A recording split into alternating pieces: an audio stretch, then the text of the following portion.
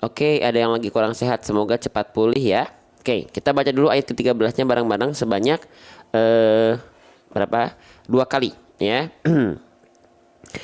وجعلنا سراجا وهاجا. Sekali lagi. وجعلنا سراجا وهاجا. Terakhir. وجعلنا سراجا وهاجا. Oke. Waalaikumsalam warahmatullahi wabarakatuh. Baik, kita mulai dari pembahasan melanjutkannya kemarin ya teman-teman sekalian. Oke, kita mulai dari huruf yang ini. Ini adalah huruf nun ya. Cara melafalkan huruf nun nggak sulit karena persis seperti kita melafalkan huruf N pada abjad alfabet ya. Nun di sini yang harus kita perhatikan bagaimana harokatnya. Apakah dibaca A, I atau U? Kalau kita menemukan huruf berharokat baris atas, ini namanya adalah harokat fathah. Maka huruf hijaiyah apapun yang dia berharokat fathah, maka dia dibaca dengan vokal A. Maka nunnya kita baca tidak ni, tentu tidak nu juga tidak, tapi na, karena dia berharokat fathah dibaca dengan vokal A. Oke. Huruf hijaiyah apapun ketika dia berharokat fathah ya, yang asalnya dasarnya dibaca dengan vokal A dan dia tetap dibaca dengan vokal A, dia tidak berubah menjadi vokal O misalnya.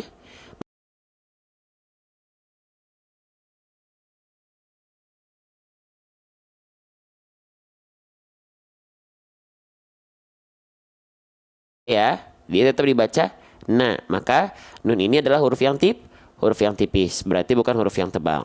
Nah, kalau teman-teman menemukan huruf tipis yang berharokat fathah dengan vokal tetap A, maka dia dibaca dengan cara BM SS. Ya, BM artinya adalah buka mulut, SS artinya adalah sambil senyum. Untuk menyempurnakan harokat fathahnya harus buka mulut.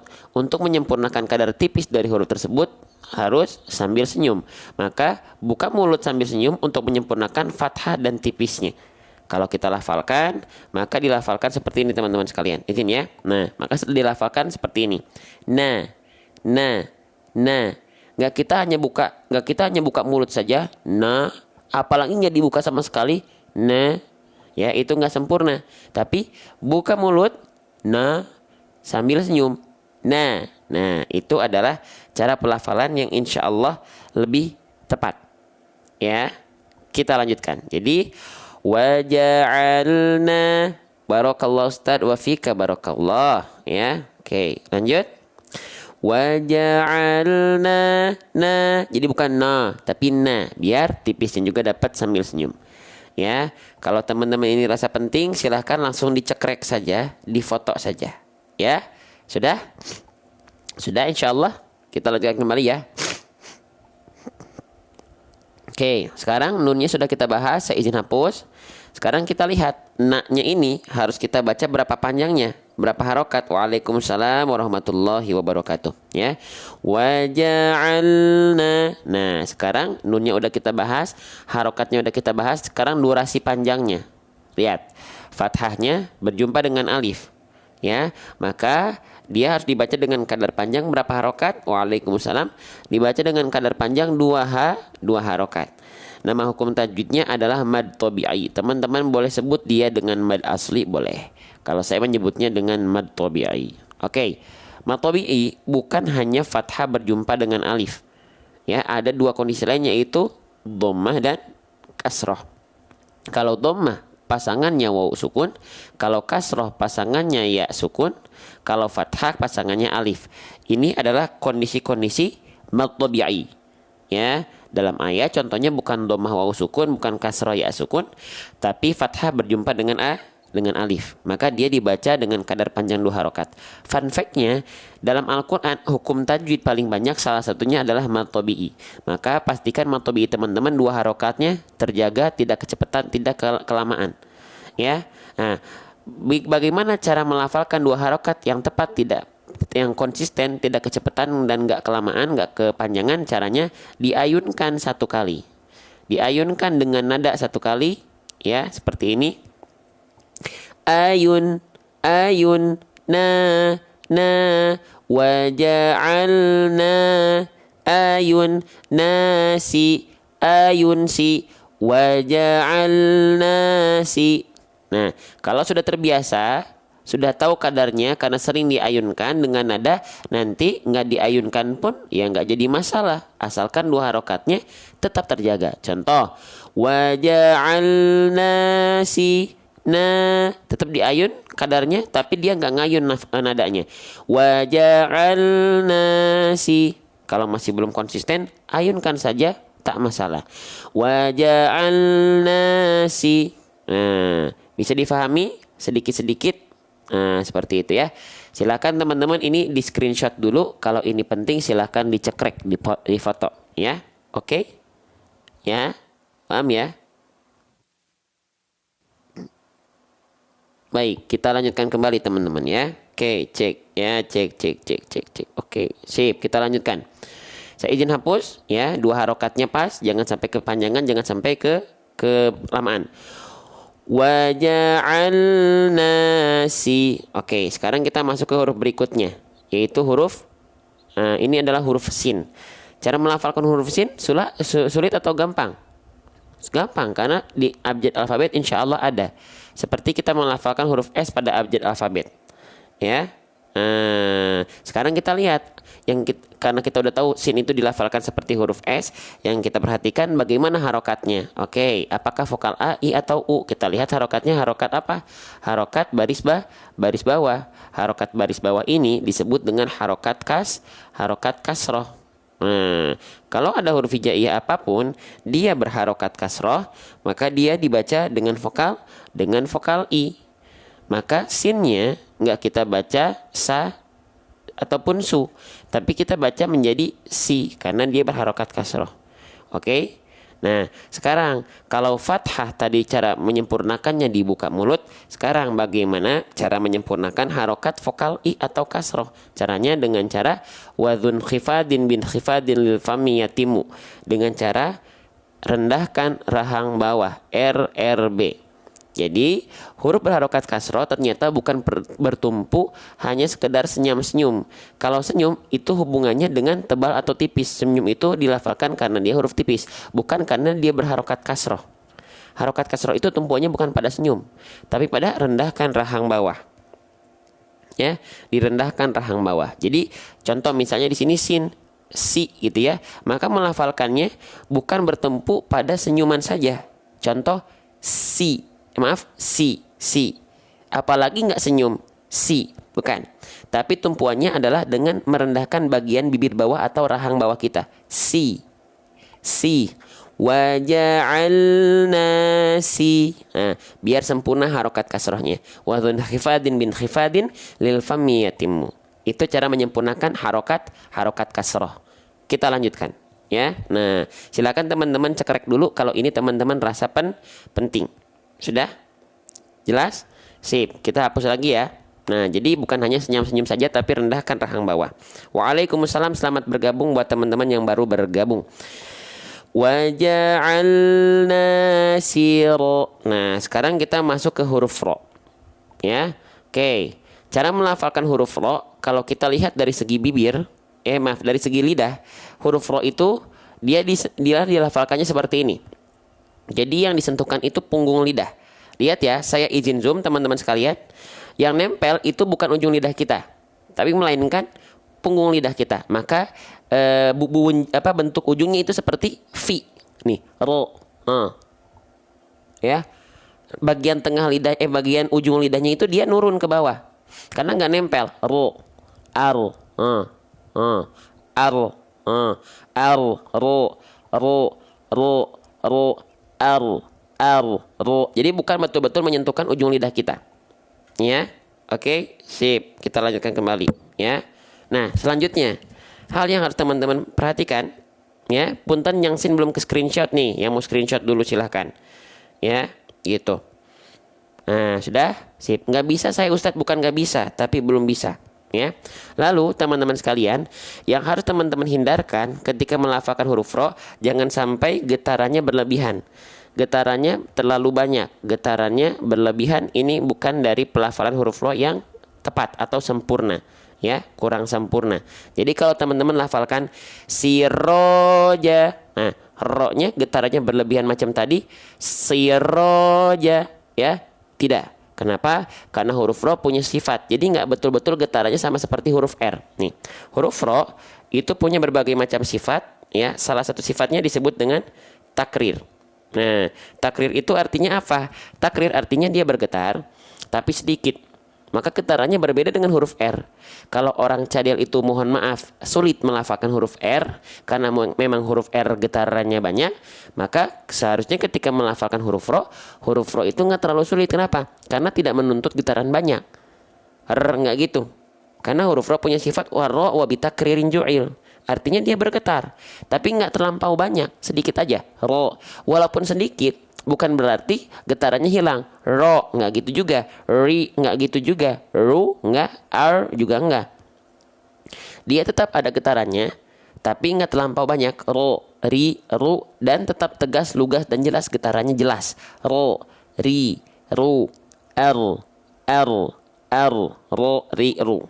Ya, oke. Sip. Jadi kita ingatkan lagi ketika kita melafalkan huruf ro, jangan sampai getarannya berlebihan karena dia memiliki sifat yang disebut dengan takrir. Ya, punya sifat yang disebut dengan takrir. Warro wa bi takririn ju'il. Ro, ri, ru, r. Ya. Saya bisa dapetin huruf ro ketika latihan di pinggir jalan, lagi nungguin teman saya mau ikut daurah sama syekh. Dapatnya di situ ketika ditalakikan, masya Allah, tepat. Nah, itu ya. Jadi jangan berhenti berlatih. Dimanapun ketika keadaannya memungkinkan berlatih, latihan. Ya, gitu.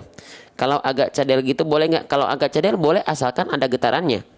Ro, tuh ya. Ri, ru, r, ri, ru. Dia tetap ada getarannya. Nggak jadi hilang. Ro, ri, nah nggak jadi begitu. Oke. Sudah, silahkan dicek, disimak baik-baik. Sekarang kita akan cek, ya. Teman-teman lihat di sini, huruf ro dia berharokat baris A, baris atas, ya. Nih. Nah, basicnya huruf hijaiyah apapun ketika berharokat baris atas kan seharusnya dibacanya dengan vokal A, I atau U, dibaca dengan vokal A ya. Oke. Tapi kenapa untuk huruf ro ini kita nggak dengar bunyi ro-nya itu terdengar seperti A? Kenapa nggak kita baca siraja, sira? Kenapa nggak dibaca dengan vokal A? Kenapa kita sering dengar vokal huruf ro ini vokalnya menjadi O? Kenapa berubah menjadi O? Ada yang tahu? Karena huruf ro ketika dia berharokat baris atas itu harus dibaca dengan keadaan yang mufakhamah atau tebal atau tafkhim. Nah, gitu ya. Oh, Bang, berarti huruf tebal itu ketika dia berharokat baris atas, vokal A-nya berubah condong ke huruf O, ya Bang? Iya. Alasannya kenapa? Karena dia huruf tebal. Iya, kenapa? Emang ada apa dengan huruf yang tebal? Nah, emang ada apa dengan huruf yang tebal? Kenapa huruf tebal itu kenapa bisa membuat vokal A fathah yang asalnya dasarnya A kok berubah jadi O? Karena huruf tebal memiliki salah satu sifat, ya, yang membuatnya tebal adalah disebut dengan sifat isti'la. Oke?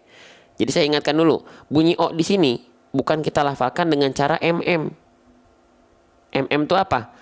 Monyong mulutnya, maju mulutnya, muncung mulutnya, manyun mulutnya, mencucu mulutnya, enggak. Bukan karena kita monyongin bibir. Contoh, teman-teman pengen melafalkan huruf ro karena pengen dapat vokal O-nya, teman-teman monyongin bibir atau membulatkan bibir macam ini. Ro ataupun ro atau ro. Bibirnya sengaja dibulatkan karena mengejar ingin dapat vokal O. Karena mengejar ingin dapat vokal O, maka itu bacaan huruf ro yang kurang sempurna. Karena bunyi vokal O tidak ada hubungannya dengan memonyongkan bibir, membulatkan bibir seperti tadi yang saya contohkan. Ro ataupun ro, ya. Lantas seperti apa? Nah, bunyi vokal O itu mana tadi ya? Nah, bunyi vokal O itu dihasilkan bertumpu bukan pada MM maju mulut kita atau membulatkan mulut kita, tapi dengan cara isti'la. Ya, isti'la itu apa? Isti'la itu adalah bagian mengangkat pangkal lidah kita. Nah, ya tuh. Ya, isti'la ini artinya kita punya pangkal lidah terdalam kita tuh, makanya di sini dia naik. Nah, ini adalah bagian yang disebut dengan sifat isti'la. Ya, jadi pangkal lidah kita naik teman-teman. Kalau saya izin contohkan, ini ujung lidah kita, ini tengah lidah kita, ya, ini pangkal lidah kita. Nah, dia diangkat ke sini, dia diangkat ke sini, dia diangkat ke sini. Nah, ya, dia diangkat ke sini, set. Ya, nah itulah yang membuat vokal O terhasilkan. Lalu bibirnya harus gimana?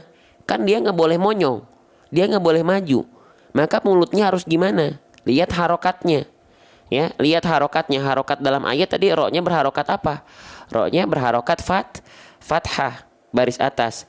Cara menyempurnakan baris atas itu dengan cara apa? Dengan cara apa teman-teman? Dengan cara BM, tapi dia BMTS, buka mulut tanpa senyum. Ya, kalau dia huruf tipis baru buka mulut sambil senyum. Ya, gitu. Buka mulut tanpa senyum.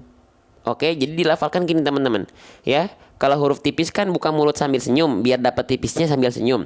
Kalau huruf tebal dia buka mulut saja tanpa senyum, karena nggak perlu tipis, karena tebal. Kalau tebal buka mulut saja tanpa senyum. Contoh huruf ro, kalau kita lafalkan tanpa pangkal lidah diangkat, itu bunyinya tetap A. Contoh, ra, kelihatan nggak? Ra, oke, kelihatan? Ra. Nah, sekarang biar menebalkan huruf tebal, biar vokal A-nya condong ke O, bukan memonyongkan. Ra, tapi angkat pangkal lidah. Ro, tuh. Ra, ro, tuh. Jadi bibir kita nggak ada pergerakan maju, entah itu membulatkan, entah itu memonyongkan. Ra, ro, tuh. Hanya dibuka saja, ya, gitu. Ra, ro, ra, ro, ra, ro, ra, ro, ra, ro, ra, ro.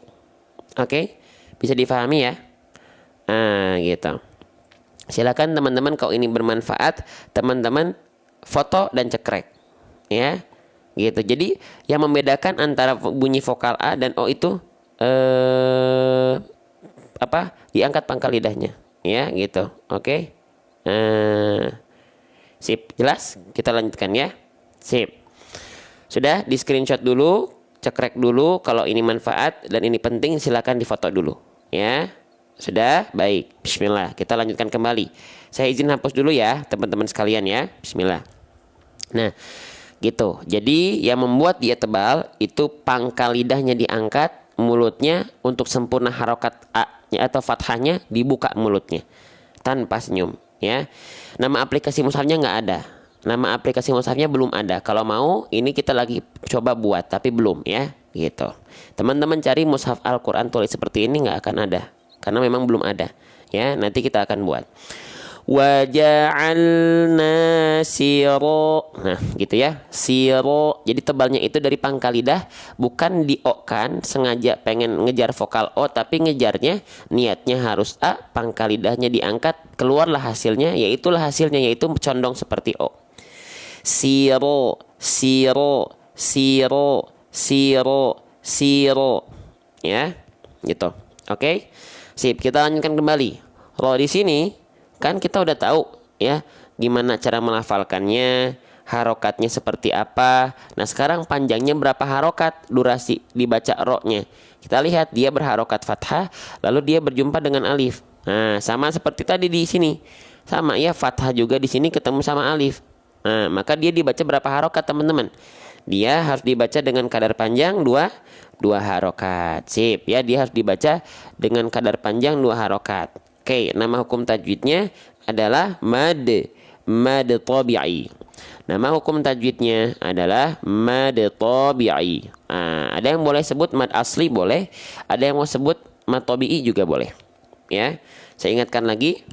Ya, fathah berjumpa dengan alif itu mad tabi'i. Kondisi mad tabi'i bukan hanya satu saja fathah alif, tapi ada 2 lagi. Apa aja? Ada dhammah, ada kasroh. Dhammah berjumpa dengan waw sukun, kasroh berjumpa dengan ya sukun. Ya. Jadi ada 3 kondisi. Dalam ayat contohnya bukan dhammah waw sukun, bukan kasroh ya sukun, tapi yang fathah ketemu alif. Ya. Maka hukum tajwid, salah satu hukum tajwid paling banyak dalam Al-Quran adalah mad tabi'i. Pastikan kadar 2 harokatnya pas. Kalau 2 harokat teman-teman belum konsisten, maka saya yakin ngaji teman-teman itu kurang teratur. Karena hukum tajwid paling banyak dalam Al-Quran adalah salah satunya mad tabi'i ini, teman-teman sahabat Quran. Ya, oke. Maka pastikan 2 harokatnya tepat. Gimana caranya? Caranya ayunkan saja dulu dengan nada. Ayunkan dengan nada ayun. Ayun, ayun, ayun, ro, ayun, siroja, siroja, ayun ya, roja, siroja. Kalau sudah terbiasa, tanpa diayunkan dengan nada pun nggak masalah. Contoh, siroja, siroja, siroja, itu nggak diayunkan dengan nada, tapi kadarnya tetap seperti 1 kali ayun alias 2 harokat. Nah, gitu ya. Oke, Ustadz kalau baca ayat berikutnya nanti yang satu shoot, yang satu di shoot sekali pas. Oke, baik, boleh ya. Sudah paham sampai sini teman-teman sekalian? Oke, kita lanjutkan ya. Oke, kita lanjutkan. Bismillah. Saya izin hapus ya. Ini udah difoto. Sudah aman? Kalau sudah aman kita lanjutkan ya. Saya sengaja sambil nulis biar teman-teman yang pengen foto atau pengen sambil nyatet nanti bisa difoto dulu sekarang. Ya, saya izin hapus ya. Oke. Baik, kita lanjutkan kembali teman-teman sekalian. Siroja. Nah, sekarang kita fokus dulu ke huruf pelafalan huruf jim. Kita akan membahas huruf jim. Nih, ini namanya adalah huruf jim. Cara melafalkan huruf jim, ya, kita lihat dulu kesalahan apa yang sering kali terjadi ketika kita melafalkan huruf jim. Ada kesalahan yang sering kali terjadi ketika kita melafalkan huruf jim. Apa itu? Nah, jangan sampai dilafalkan jim ini bocor dan becek. Nah, maksudnya bocor becek apanya bang? Gitu ya. Jangan sampai bocor becek nafasnya, ya. Jangan sampai bocor becek nafasnya. Contoh, sirocau ca ca ca cicu. Nah, keluar ada percikan-percikan nafasnya. Ya, ca ca ca ca cici cu ace. Nah, ada keluar berarti itu bocor tuh, becek nafasnya karena ada keluar percikan-percikan nafas. Gitu itu kurang sempurna. Kenapa bang huruf jim nggak boleh keluar nafas seperti itu? Kenapa sampai sedalam itu? Karena memang ada aturan mainnya. Nih kita cek toh ya, huruf jim itu punya sifat namanya adalah jahar toh ya. Jim punya sifat namanya adalah jahar. Jahar itu artinya adalah tertahan nafasnya. Kalau dia mengalir nafasnya baru disebutnya hams. Tapi jim ternyata jahar, artinya tertahan nafasnya. Maka tadi dilarang tuh jim bocor becek nafasnya. Contohnya seperti tadi, ca, ci, cu, ace. Ya, oke bang. Biar nambal bocor becek nafasnya ini seperti apa? Lafalkan jim sesuai dengan makhrajnya. Tepat pada makhrajnya. Makhraj itu apa? Makhraj itu artinya adalah tempat keluarnya huruf-huruf hijaiyah. Tempat keluar huruf jim dari mana? Dari wastul lisan. Apa itu wastul lisan? Wastul lisan adalah tengah lidah. Wal wastu fadimu shinu ya. Tengah lidahnya diapain bang? Untuk huruf jim, sret, sret, sret. Nah, tengah lidahnya kita angkat sampai menyentuh ke langit-langit. Tengah lidahnya kita angkat sampai menyentuh ke langit-langit. Jaji jubaje, jaji jubaje, aje, aje. Jaja, jiji, juju, aje. Tuh ya. Jadi jangan sampai ada celah. Ya, jangan sampai ada celah antara tengah lidah kita dengan langit-langit. Jadi betul-betul diangkat dan menempel. Ja, ji, ju. Kalau dia ada celah seperti ini, ada celah tuh, jadinya ja, ci. Keluarlah bocor nafasnya karena ada celah di antara mereka, antara tengah lidah dan langit-langit. Ya, ja, ji, ju, tidak caca, cici, cucu. Oke, paham? Lanjut ya. Nah, sip gitu ya. Jadi jubaje tanpa adanya Percikan nafas keluar. Ja, ci, cu, ba, je. Oke, lanjut. Siroja. Nah, sekarang kita ini izin hapus dulu. Sekarang kita bahas yang basicnya dulu, teman-teman. Kita bahas basicnya dulu. Kalau ini namanya apa nih? Kalau baris atas satu kan namanya fathah. Kalau dia baris atasnya dua nih, maka apa nama harokatnya? Nama harokatnya disebut dengan harokat fathah apa? Fathatain, ya.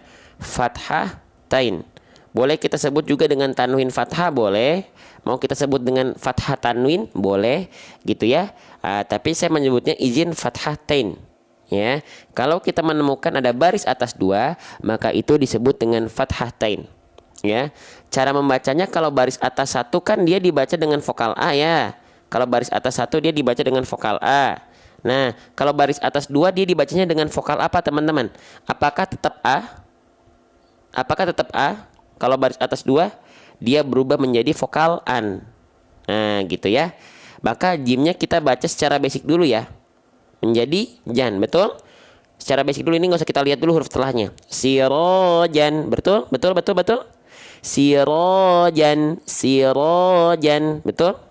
Nah, baik. Gitu ya. Oke, sip. Sekarang kita lanjutkan. Nah, kita udah tahu nih huruf jimnya dia dibaca sirojan. Tapi kita lihat jan ini bertemu dengan apa? Bertemu dengan huruf waw nih. Apakah dia tetap dibaca sirojan wah? Apakah tetap dibaca janwa? Ternyata tidak. Betul nggak? Sirojan wa. Nah, ternyata nggak dibaca jan lagi. Kenapa? Karena kita bertemu dengan huruf waw. Terdapat hukum tajwid apa? Hukum tajwidnya namanya adalah idgham bigunna. Idgham bigunna. Kita akan bahas, ya. Maka cara bacanya gimana? Nah, oke, kita bahas apa itu idgham bigunna. Sip, kita masuk ke pembahasan. Oke. Sebentar ya, pembahasan hukum nun sukun dan tanwin. Di dalam bab hukum nun sukun atau nun mati dan tanwin an in un itu ada 4 hukum besar, 4 hukum tajwid secara garis besar. Ada idhar, ada idgham, ada iqlab, ada ikhfa hakiki. Yang kita cari adalah yang idgham. Oke, kita cari idgham, ya. Idgham. Nah, ini idgham itu dibagi menjadi 2. Saya izin dulu sedikit. Sret. Nah, ada idgham bi gunnah, ada idgham bi ghairi gunnah atau sering kita sebut dengan bila gunnah. Huruf-huruf idgham itu apa aja sih, Bang? Oke, nih, huruf-huruf idgham itu ada 6, ya. Ya, ro, mim, lam, waw, nun. Sering disikat yarmaluna atau relawan maya. Boleh, silakan. Ya, gitu. Yarmaluna atau relawan maya. Nah, dari 6 huruf idgham ini, karena idgham dibagi 2, ada biguna dan bilaguna, nanti 6 huruf ini dipecah menjadi 2 kelompok.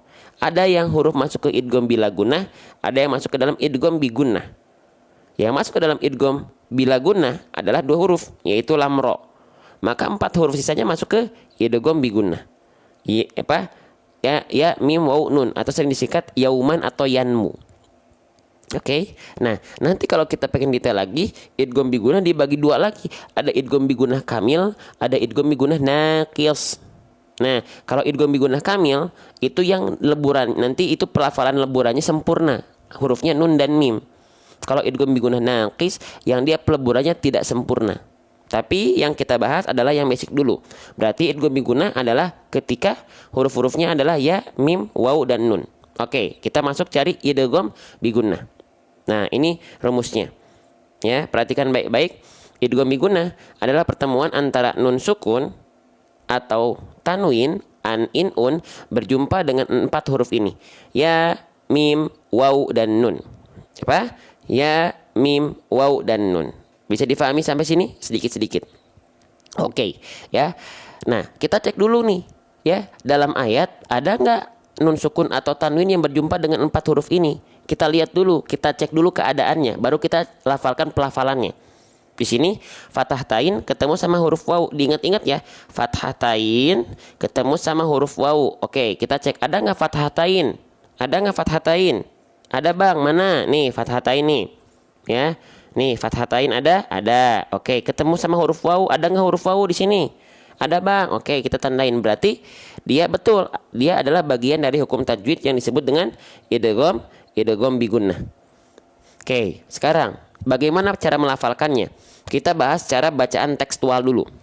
Idgham bi gunnah, cara melafalkannya adalah dengan cara dibaca meleburkan nun sukun atau tanwinnya ke dalam huruf-huruf tersebut yang 4, ya, disertai dengan dengung yang ditahan 2 harokat. Oke, itu bahasa teorinya. Sekarang itu bahasa tekstualnya. Sekarang, idgham artinya apa, teman-teman? Idgham artinya adalah memasukkan atau meleburkan. Memasukkan atau meleburkan. Apa yang dimasukkan, apa yang dileburkan. Yang dimasukkan atau dileburkan atau yang diidghamkan adalah bunyian. Kenapa bunyian? Nih, ya. Nun sukun bunyinya an. Dhammahtain, kasrotain, fathatain bunyi ujungnya an semua. An, in, un. Nah, maka yang dileburkan adalah bunyi-bunyi nun sukun atau tanwin, yaitu si bunyiannya yang dileburkan. Contoh ya. Nih, ada misalnya fathatain, bunyinya vokalnya an. Ya, berjumpa dengan huruf ya. Jadi nggak dibaca an ya, an yi, an yu, tapi ayya, ayu.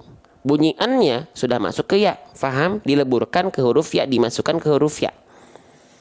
Pun sama, misalnya ada dhammahtain berjumpa dengan huruf wawu, maka nggak dibaca unwa, unwi, unwu, tapi uwa, uwi, uwu. Bisa difahami? Nah, ya, itu contohnya. Oke, paham? Coba kita lihat. Masya Allah, saya nggak nyadar 1.400 orang berkumpul di sini. Semoga Allah muliakan teman-teman semua. Kita belajar bareng-bareng, step by step, sedikit-sedikit. Ya, baik. Sekarang kita praktekkan dalam pelafalan. Ya, kita praktekkan dalam contoh ayat. Nah, maka di sini nggak lagi kita baca sirojan wa, nggak lagi kita baca macam tuh. Kenapa? Karena bunyiannya di sini. Nah, perhatikan bunyiannya di sini. Kan tadi kita meleburkan bunyian ke bunyi wawunya. Nah, maka kita baca sirojau. Nah, bunyiannya udah nggak ada dia, karena udah masuk ke sini ke wawu. Ah, sirojau wa. Ajib, faham? Jelas ya. Jadi dia dimasukin tuh bunyiannya, karena kan idgham. Ya, iya nggak? Tadi saya bilang idgham itu artinya meleburkan atau memasukkan apa? Bunyian di sini pada fathatain an menjadi au ke bunyi wawunya. Faham ya? Oke. Nah, sayangnya banyak orang hanya berhenti melafalkan idgham bigunnah itu hanya di bagian idghamnya saja. Bigunnahnya kemana? Nggak disempurnakan. Idgham artinya meleburkan atau memasukkan apa yang dimasukkan bunyiannya ke bunyi huruf berikutnya. Ya. Nah, tapi bigunnahnya nih jangan sampai dilupain. Bigunnahnya harus dilafalkan. Bigunnah apa? Bi artinya dengan. Gunnah artinya adalah dengung. Maka harus dimasukkan dengan dengung. Dengungnya banyak orang nggak disempurnakan. Nah, oke. Cuman asal masuk aja. Padahal harus dileburkan bigunnah dengan gunnah. Banyak orang yang melafalkan tanpa gunnah malah. Oke, nih. Gunnah artinya adalah dengung. Saya izin tulis ya. Gunnah saya izin maaf ya, ini saya izin hapus dulu bagian ini. Nah, saya izin warnain dulu biar teman-teman jelas. Gunnah, nah ini yang saya warnain warna hijau. Gunnah artinya adalah set dengung. Aduh, mohon maaf ya teman-teman kalau tulisannya kayak ceker ayam ya. Gunnah artinya adalah dengung. Suara dengung itu suara yang dia suaranya sengau, masuk ke rongga hidung. Sengau dia suaranya. Maka kapan harus sengaunya? Ketika masuk ke wawunya, ketika dileburkan. Sirojau. Nah, itu nyau aunya itu harus dengung dia, harus gunnah dia. Ya, oke? Harus gunnah. Gini, cara memastikan apakah idgham kita yang bigunnah ini sudah bigunnah? Aduh, kan bingung ya. Bagaimana cara memastikan idgham bigunnah kita sudah bigunnah, sudah dengan dengung? Caranya ya, nih. Tadi kalimatnya adalah sirojau. Nah, ketika masuk ke jauh, ya, kita coba cek buka tutup hidung kita. Ya, buka tutup hidung kita. Kalau suaranya nggak berubah, maka mana gunahnya? Kan tadi saya udah bilang, idgham biguna itu idgham dileburkan dengan dengung. Dengung tandanya suara masuk ke hidung. Kalau suaranya masuk ke hidung, kalau misalnya dia suaranya nggak ada dengungnya, maka dia nggak salah. Nggak sempurna. Contoh, sirojau, suaranya nggak berubah, maka itu justru kurang tepat. Justru suaranya harus berubah. Kenapa? Karena kan diguna, dia harus masuk hidung. Contoh, sirojau, tuh suaranya berubah, uwa. Nah itu adalah gunahnya. Kalau teman-teman melafalkan idgham biguna tanpa guna seperti tadi, sirojau, nggak ada perubahan, maka itu tanpa guna. Harus dengan guna, harus dengan dengung, harus sengau, harus berubah suaranya. Bisa difahami? Bisa diikuti? Oke, ya. Nah, gitu. Jadi dimasukkan dengan dengung. Ya, gitu. Oke. Nah, jenggotnya mana? Dicukur dulu jenggotnya. Kenapa? Ya, gitu. Jelas? Oke. Nah, sirojau. Masukkan dia. Faham? Masukkan dia. Jelas? Kalau ain dia nggak boleh dengung karena bukan huruf yang ada gunahnya. Ya, gitu. Oke. Sip. Jelas ya? Gitu. Ya, jenggot saya hilang. Nanti malam juga udah ada lagi. Gitu ya. Nanti malam udah ada lagi jenggot saya. Ya, yang nanya jenggotnya kemana? Dicukur. Tapi malam udah ada lagi. Teman-teman lihat besok kayak saya live jenggot saya udah ada lagi. Ya. Gitu. Oke, lanjut ya. Oke. Kita lanjutkan. Nah, sirojau. Nah, sekarang teman-teman sekalian, ya. Sekarang hukum tajwid yang ada gunahnya, yang ada dengungnya apa aja? Idgham biguna, ikhfa syafawi, ikhfa hakiki, apalagi? Gunah musyaddadah. Nah, itu kan hukum-hukum tajwid yang ada dengungnya, betul nggak? Ya, hukum tajwid yang ada dengungnya bukan idgham biguna saja kan?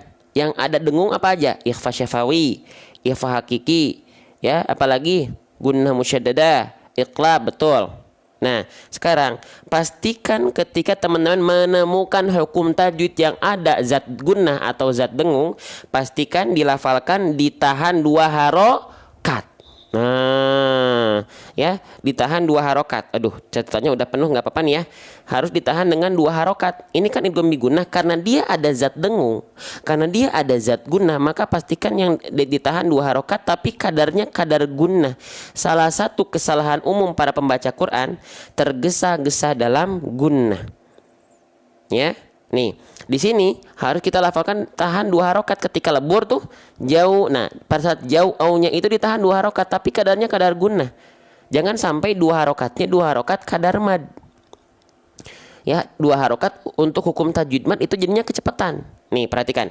Ya, kita akan coba sandingkan. Ketika idgham biguna ini dilafalkan dengan 2 harokat kadar mad, itu panjangnya segimana kadarnya? Ketika 2 harokat kadar guna, panjangnya kadarnya seperti apa? Kita mulai dengan 2 harokat kadar mad. Sirojauwa, jauwa. Seharusnya dia lebih lama sedikit karena kadar mad dengan kadar guna itu beda tipis.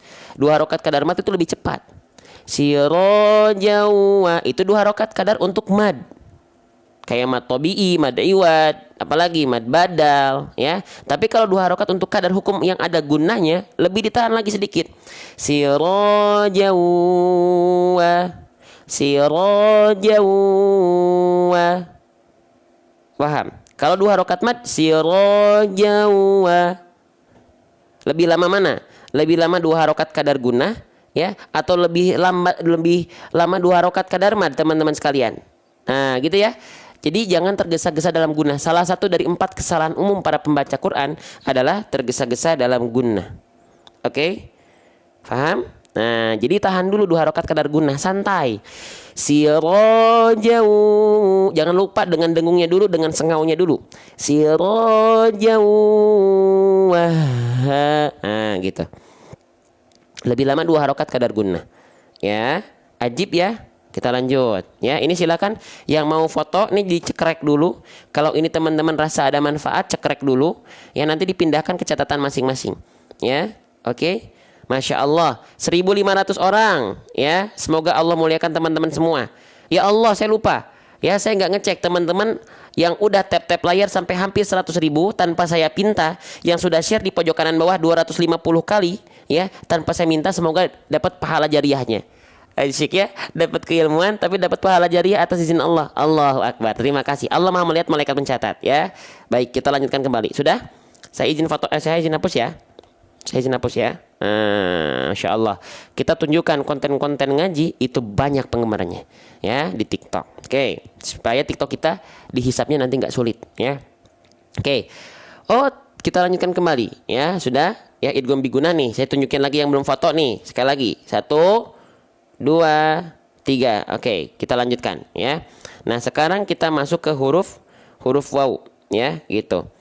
Ustaz mau nanya idgham bigunah nakis dan kamil bagaimana? Nanti itu kita sampaikan nggak di kesempatan sekarang ya. Oke? Satu-satu dulu, nanti kita jelaskan ya. Oke, saya izin lanjut dulu ya. Nah, sekarang kita akan berfokus untuk fokus terhadap huruf waw. Teman-teman, jujur huruf waw itu sulit untuk dilafalkan atau mudah untuk dilafalkan. Ya, waw itu jujur pasti kita akan bilang waw itu gampang dilafalkan, mudah, nggak sesulit kita melafalkan huruf ain, nggak sesulit kita melafalkan huruf dhad, nggak sesulit kita melafalkan huruf tebal. Waw itu mudah untuk kita lafalkan. Tapi saking mudahnya waw untuk dilafalkan, banyak orang yang asal melafalkan huruf waw, banyak orang yang tidak menyempurnakan pelafalan huruf waw. Ya, oke. Nah, bagaimana untuk kita menyempurnakan pelafalan huruf waw? Oke, kita cek. Bagaimana cara melafalkan huruf waw? Huruf waw punya hak untuk dilafalkan serius, sama, fokus. Nih, ya. Huruf waw punya makhraj. Tuh, ya. Huruf waw punya tempat keluar huruf. Setiap huruf hijaiyah punya makhrajnya. Maka jangan asal. Gitu ya. Oke, waw di mana makhrajnya? Geser. Sip. Makhraj atau tempat keluar huruf waw itu dari asyafatain. Asyafatain ini artinya kedua bibir atau antara kedua bibir. Ya, dengan posisi maju seperti mengucapkan huruf U. Nah, maka waw itu seperti ini. Tuh. Sekarang teman-teman melafalkan huruf waw, teman-teman suka monyong nggak? Maju nggak bibirnya? Muncung nggak mulutnya? Ya, mancung nggak mulut? Mancung mulutnya. Muncung nggak mulutnya? Mancung mah hidung, kalau muncung baru mulut ya. Manyun nggak mulutnya? Nah, kita melafalkan huruf waw nih. Perhatikan. Ya, saking gampangnya. Asal melafalkan cuman wa, wi. Padahal harusnya wa, wi, bukan wawa tapi wawa, bukan wiwi tapi wiwi. Nah, gitu. Oke? Monyong mulutnya, muncung mulutnya, maju mulutnya, ya. Bisa difahami. Nah, maka saya izin ingatkan, waw ini dilafalkan harus mm. Ya, harus mm. Ya, kok warna merah, warna biru harusnya. Harus maju mulutnya. Oke? Nah, itu cara melafalkan wawnya. Sekarang kita lihat harokatnya, harokat apa? Seret, ya. Tuh, harokatnya baris atas. Huruf hijaiyah apapun yang dia berharokat baris atas, itu dibaca basicnya dengan vokal A. Oke? Maka wawnya kita baca wa, enggak wi, enggak wu. Oke? Nah, kita bahas lagi. Huruf hijaiyah apapun yang dia berharokat baris atas, kita sudah tahu basicnya, dasarnya dibaca dengan vokal A.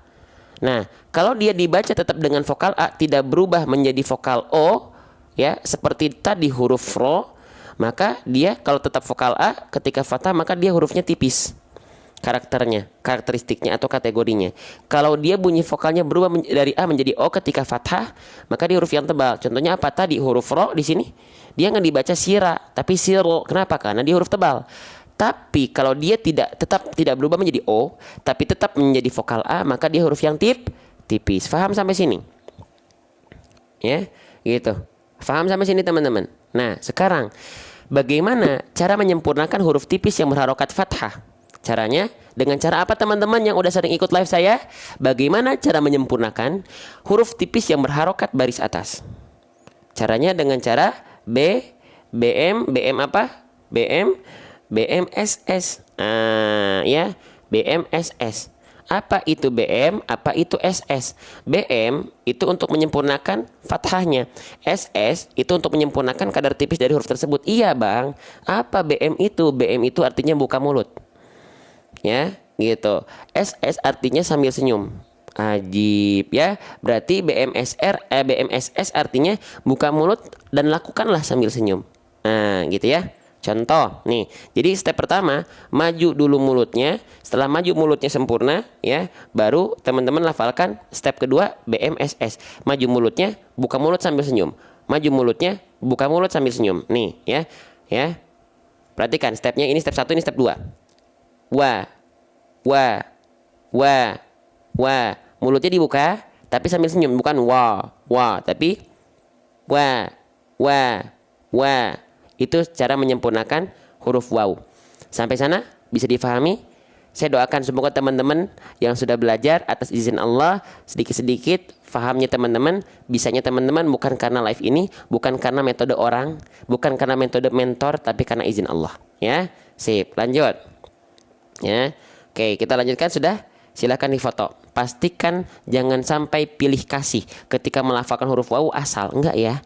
Jangan gitu ya teman-teman yang saya cintai karena Allah. Oke, sip. Silakan difoto, cekrek dulu. Sudah dicekrek? Kalau sudah dicekrek, kita lanjutkan ya. Oke, sip. Kita lanjutkan kembali. Nah, sekarang ini menarik nih teman-teman sekalian ya. Oke.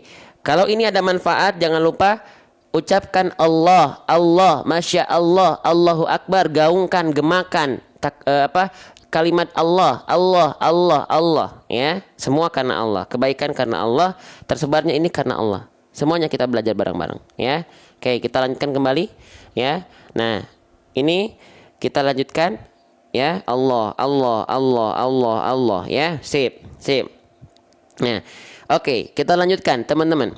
Di sini kita melihat ada huruf H. Nah, ini haknya hak apa? Ya. Coba teman-teman, ini haknya hak apa? Hak besarkah atau hak kecilkah? Ini adalah adalah disebut dengan hak besar. Nah, sekarang saya izin bertanya. Hak besar ini adalah huruf yang tebal atau huruf yang tipis? Haknya besar ya. Haknya bukan yang kecil. Haknya hak besar. Nah, sekarang saya tanya, hak besar ini huruf yang tebal atau huruf yang tipis? Ya. Oke, haknya hak besar ya. Haknya hak besar ya. Haknya hak besar. Ini hak besar. Yang jawab tipis yakin ini besar loh haknya. Hak besar loh teman-teman. Yang jawab tipis yakin ya, jawab tipis besar loh. Ya, ini hak besar loh, saya kasih yakin lagi nih. Ini hak besar ya. Yakin yang jawab tipis. Oke, baik kalau begitu ya. Kalau teman-teman yang jawab tipis ngeyel, oke. Ya, yang teman-teman yang jawab tipis mohon maaf teman-teman, betul ya. Oke, yang jawab tebal teman-teman kurang sempurna. Ya, teman-teman kurang sempurna. Kenapa jawab tebal? Ya, emang hak besar ketika fathah dibacanya O. Oke, saya sudah bilang tadi, huruf yang ketika fathah, kita cek hak besar ketika fathah bunyinya A atau O. Ayo. Hak besar, teman-teman yang jawab tebal, saya bilang kan kalau huruf tebal ketika fathah bunyinya O ya. O ya, kayak huruf ro tadi. Hak besar emang dibacanya ho ya. Iya, dibacanya ho. Dibaca ho, wah hoja gitu. Ya, jadi bukan huruf yang tebal. Cara ngeceknya gampang. Cek aja ketika fathah bunyinya A atau O. Jangan terpengaruh oleh diksi besar. Hak besar berarti dia tebal. Nggak ada hubungannya diksi besar dengan tebal. Ya, oke, paham ya? Sip, kita lanjutin kembali ya. Gitu banyak yang dia terpengaruh karena diksi namanya hak besar. Besar ya tebal, enggak. Kita bisa cek ketika fathah bunyinya tetap A teman-teman. Ya, enggak jadi O. Bukankah huruf tebal ketika fathah saya sering bilang dia berubah menjadi vokal seperti O terdengarnya. Ya, oke. Jadi hati-hati ya, jangan sampai terpengaruh oleh diksi besar, tebal. Enggak. Dia tetap H kan bunyinya, enggak jadi Ho kan. Kalau dia tebal harusnya jadi Ho itu. Ya. Baik, kita lanjutkan kembali. Oke. Nah, sekarang kita akan bahas haknya berarti dibaca dengan vokal A. Sekarang lihat, haknya dia bertasydid. Ya, dia bertasydid. Kalau ada huruf yang dia ada tanda gambar burung terbalik, ini disebut dengan tanda apa teman-teman? Kalau ada gambar burung terbalik seperti ini bisa kita sebut dengan tanda, kalau saya nyebutnya tasydid. Kalau teman-teman boleh ada yang nyebutnya sabdu, ada yang nyebutnya syaddah, ada. ya. Cuman kalau saya izin di sini memanggil dia tandanya tanda tasydid. Oke, sip. Nah, teman-teman sekalian. Nah, tanda tasydid di sini, basic tasydid itu cara bacanya diapain? Nah, itu yang saya ingin tanyakan. Cara melafalkan huruf bertasydid, cara pelafalan tasydid itu basicnya diapain cara melafalkannya, teman-teman? Cara melafalkan basic tasydid itu dengan cara nah, masih ada yang jawab ditahan. Bukan ditahan. Dasar tasydid itu ditekan, ya. Masya Allah. Oke, kita nanti akan coba contohkan. Hanya ditekan saja. Basic tasydid semua huruf itu ditekan. Kecuali apa? Kecuali yang bertasydidnya adalah huruf nun dan mim. Kalau nun dan mim baru dia ditahan. Karena apa? Karena ada hukum namanya gunnah. Tuh, gitu teman-teman. Ya. Oke. Nah, maka di sini hak bertasydid, maka dia nggak ditahan karena bukan nun dan mim yang bertasydidnya. Bedanya apa sih Bang antara tekan dan tahan? Oke, nih kita akan coba contohkan apa sih bedanya tekan dan tahan. Baik. Nih, kalau nun dan mim itu kan dia ada hukum namanya gunnah, maka dia ditahan. 2 harokat. Contoh. Inna. Nah, nun ditahan gitu ya. Ya, karena dia ada gunnah ketika tasydid ditahan. Inna pun sama untuk mim bertasydid ditahan juga. Amma. Tuh. Oke? Ya, selain itu nggak boleh ditahan. Contoh kalau hak besar ditahan berarti gini. Wahaja, kepanjangan nggak? Capek nggak nafas kita? Capek. Karena memang nggak disuruh tahan selain nun dan mim, tapi ditekan. Wah, gitu aja. Kalau ditahan capek, teman-teman nih cobain. Wah, aneh nggak bacaannya? Sirojau. Wah, capek. Ya, oke. Paham ya? Paham sampai sini? Tuh, gitu. Basic tasydid itu nggak semuanya tahan 2 harokat, nggak. Yang ditahan 2 harokat ketika bertasydid hanya nun tasydid dan mim tasydid. Nama hukumnya gunnah. Ada yang bilang gunnah musyaddadah, ada yang bilang wajibul gunnah, ada yang bilang tajibul gunnah, ada yang bilang gunnah asliyah, ada yang bilang gunnah akmal. Yang penting basicnya nun bertasydid dan mim bertasydid baru ditahan. Siapa yang baru tahu boleh komen saya. Nah gitu ya. Yang baru tahu boleh komen saya baru tahu Bang. Nggak apa-apa karena kita sama-sama belajar sedikit-sedikit. Oke. Sip, saya izin hapus lagi ya. Nah sekarang saya ingin memastikan ketika teman-teman melafalkan hak bertasydid di sini berarti kan dia ditekan. Ya. Kalau waw ditahan atau ditekan. Kalau wawnya bertasydidnya karena fathatain, karena hukum idgham bigunah berarti ditahan. Tapi kalau waw bertasydidnya dilafalkan karena sebelumnya nggak ada nun sukun atau tanwin maka ditekan. Sama. Oke, sip. Sekarang kita fokus ke hak besar. Ya. Hak besar di sini ya, kan dia bertasydid. Berarti kan kalau bertasydid cara pelafalannya itu ditekan. Nah, pastikan ketika teman-teman menekan nya itu pastikan ya harus jelas apanya? Sifat nafasnya dan sifat suara dari hak besar atau hams atau rokhwah dalam kaidahnya itu harus mengalir dengan jelas nih ya, mengalir dengan jelas. Contoh, wah, tuh kedengeran nggak? Nafasnya, suaranya mengalir nggak terputus, nggak nanggung. Wah, nggak, tapi wah, bisa diikuti? Ingat, mengalirnya jangan bertumpu pada dada. Yang menganggap hak besar dari dada siapa? Ada ini tetot, kurang sempurna. Hak besar bukan dilafalkan tumpuannya di dada. Aduh Bang, saya baru tahu lagi Bang. Tahu saya hak besar itu dari dada. Oke, kita cek. Kita buktikan. Hak besar itu emang dari dada. Cek yuk, dicek yuk nih. Makhraj hak besar dari mana? Makhraj itu tempat keluar huruf. Apakah dari dada? Sret. Dari dada enggak. Tapi dari aqsal halqi. Thumma li aqsal halqi hamzun ha'u. Dari tenggorokan paling bawah atau sering kita sebut atau panggil dia dengan pangkal tenggorokan. Ya, maka hak besar itu nih, ya. Tuh, dia dari pangkal tenggorokan, bukan dari dada. Ya. Jadi lafalkan hak besar itu, izin saya contohkan biar teman-teman nggak ngawang ya, terbayang. Itu bukan dilafalkan seperti ini ya. Mindset kita nggak dari dada, ha, nggak, tapi dari pangkal tenggorokan, ha. Wah, bukan dari wah, capek nafas kita ya kalau kita bertumpu pada dada ya, tapi dari pangkal tenggorokan. Wah, alirkan nafas dan suaranya dengan jelas karena hak besarnya sret bertasydid. Mana tadi ya? Nih, toh ajib ya, gitu. Faham sampai sini ya? Alhamdulillah. Yuk kita lanjutkan kembali ya. 1800, Allahu Akbar.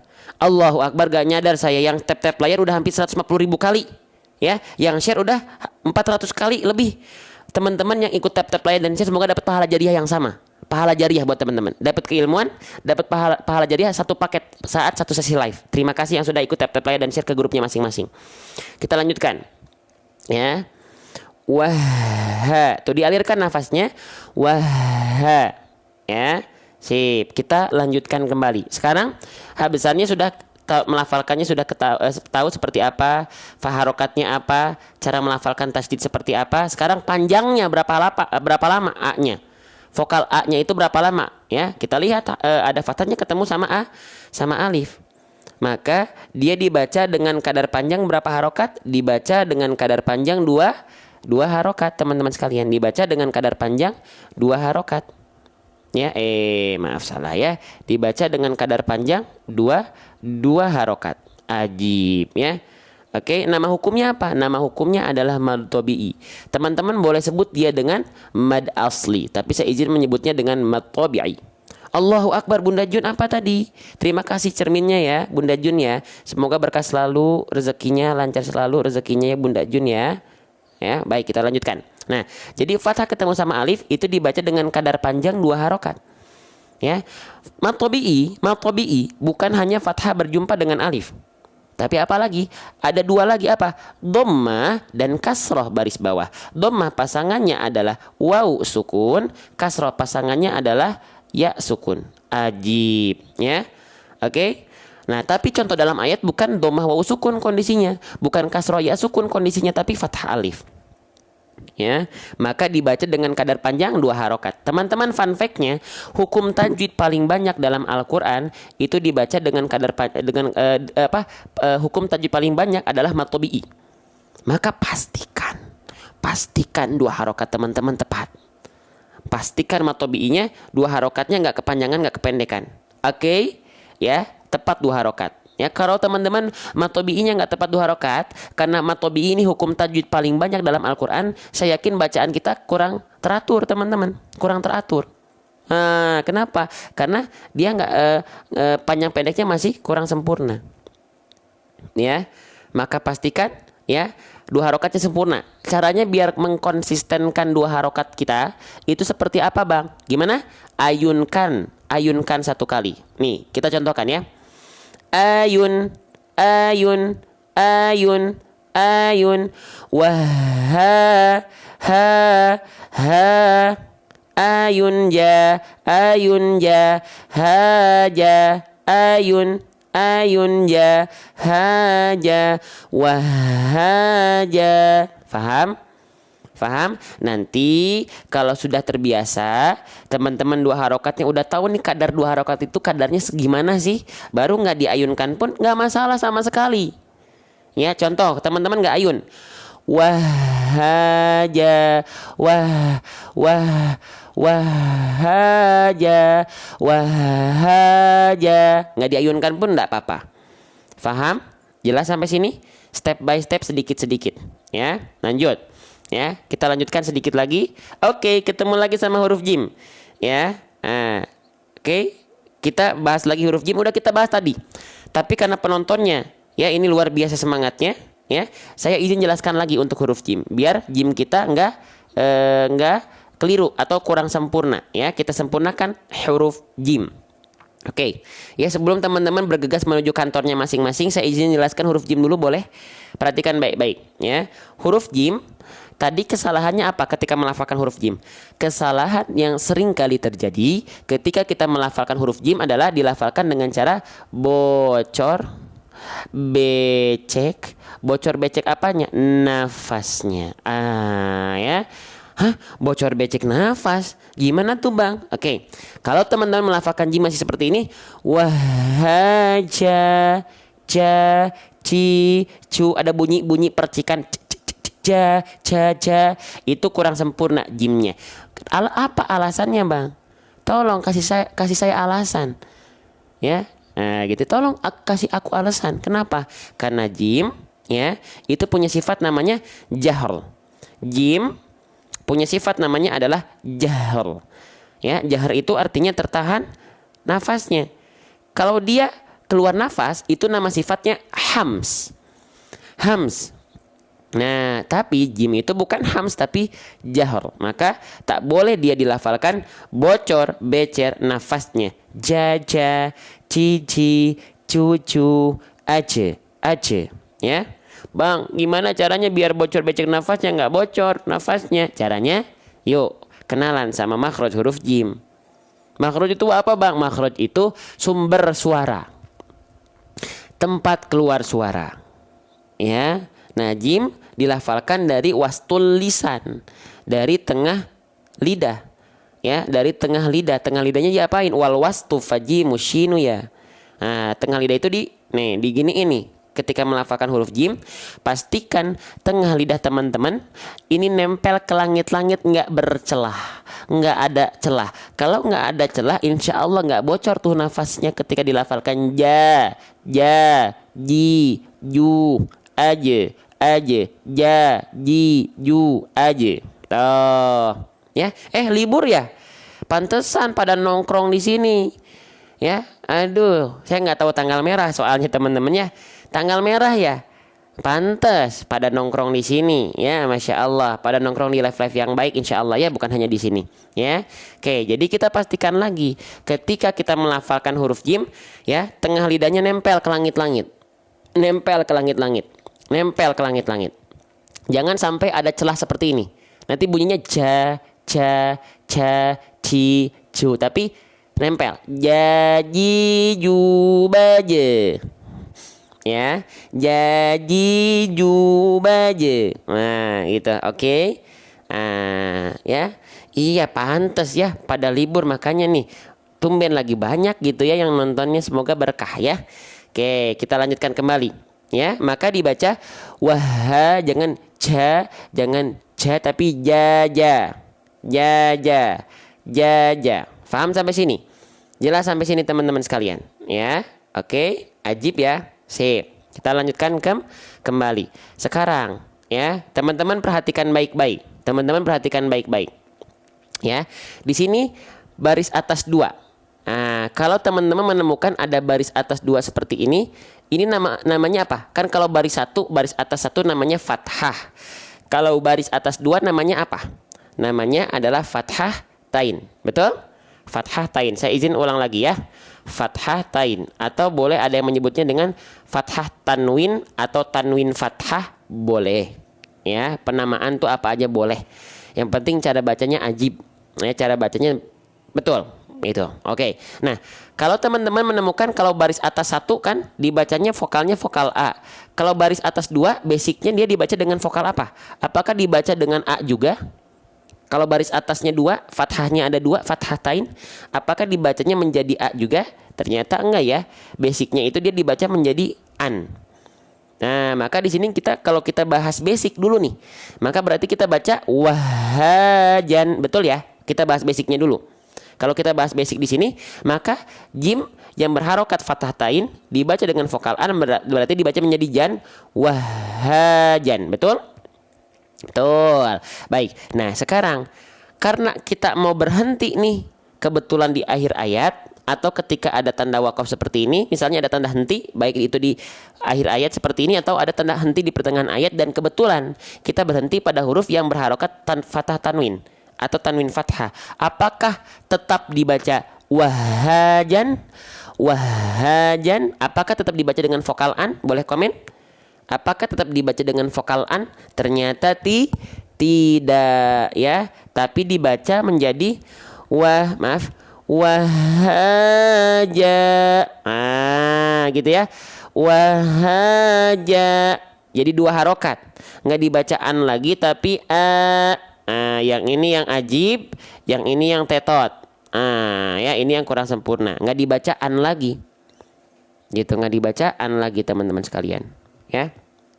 Oke. Sip. Wahajan, wahajan. Gitu. Nah itu yang salah. Jadinya wahaja. Nama hukum tajwidnya adalah mad iwad. Gitu. 2 harokat dia, nama hukumnya bukan mad tobi'i tapi ya mad iwad karena asalnya fathah tain. Nah, dibaca menjadi 2 harokat karena dia berhenti, jadi nggak dibaca dengan vokal an, ya nggak dibaca dengan vokal an, tapi dibaca dengan vokal a, 2 harokat. Gitu. Paham sampai sini? Silakan difoto dulu nih, dicekrek dulu, difoto dulu. Kalau ini teman-teman rasa penting, difoto ya, biar nanti teman-teman bisa lihat lagi atau bahkan teman-teman bisa pindahin ke buku catatan masing-masing. Oke, sudah sip ya. Astagfirullah, astagfirullah ya, malah kepencet ya. Oke, lanjut ya. Nah, ya. Ini mad'i wad ya. Oke. Sekarang kita lanjut. Berarti dia dibaca dengan kadar panjang. Astagfirullah, kepencet terus. Maaf ya. Nih, dia dibaca dengan kadar panjang 2 harokat. Nah, 2 harokat. Nah, pastikan 2 harokatnya tepat. Ya, gimana? Sama. Kadar 2 harokat mad iwad sama 2 harokat mad tobi'i sama karena sama-sama hukum mad. Yang beda itu 2 harokat kadar mad tobi'i dengan 2 harokat kadar guna. 2 harokat mad sama 2 harokat guna baru beda. Kalau 2 harokat mad iwad sama mad tobi'i sama mad badal 2 harokatnya sama nggak? Ya sama karena masih hukum tajwid mad. Ya gitu. Oke, maka dibaca 2 harokat kadar mad. Ya, diayunkan. Ya biar konsisten ayun. Di sini juga kan ayun karena mad tobi'i. Ya.